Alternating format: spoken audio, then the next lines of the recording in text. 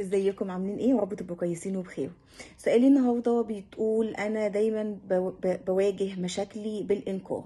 ببقى عارفه ان في مشكله بس دايما باجل اي مواجهه ليها لحد ما اتحط غصب عني في الموقف اللي يضطرني ان انا اواجه المشكله دي. هل الانكار ده صح ولا غلط؟ فكره ان انا طول الوقت باجل مواجهه المشاكل دي حاجه صح ولا حاجه غلط؟ طيب، خلينا نوصف طبيعة تعاملك مع المشاكل بالتوصيف المظبوط. فكرة ان انا ابقى مدركة كويس جدا وجود المشكلة بس بأجل مواجهتها، هنا تجاهل مش انكار.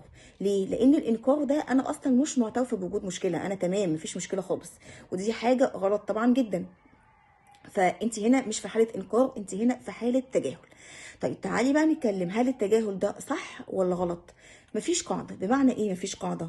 على حسب العواقب اللي هتبقى موجوده نتيجه التجاهل ده وفكره ان انا ااجل المواجهه. بمعنى ساعات انا فعلا بتحط في ضغط نفسي وبتحط في مشكله، ببقى انا نفسيا ومعنويا وعقليا مش قادره ان انا اواجهها دلوقتي.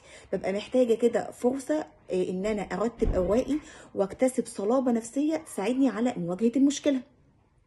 وده ما فيهوش مشكله خالص، عادي.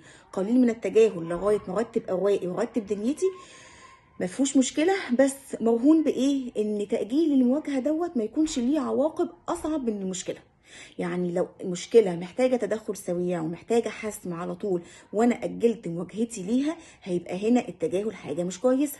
لكن لو المشكله مدياني مساحه من الوقت يتسع ان انا ااجل المواجهه ديت لحد ما ارتب خطوط الدفاع بتاعتي وارتب اوراقي واكتسب صلابه نفسيه، فهنا مش هيبقى فيها اي مشكله خالص.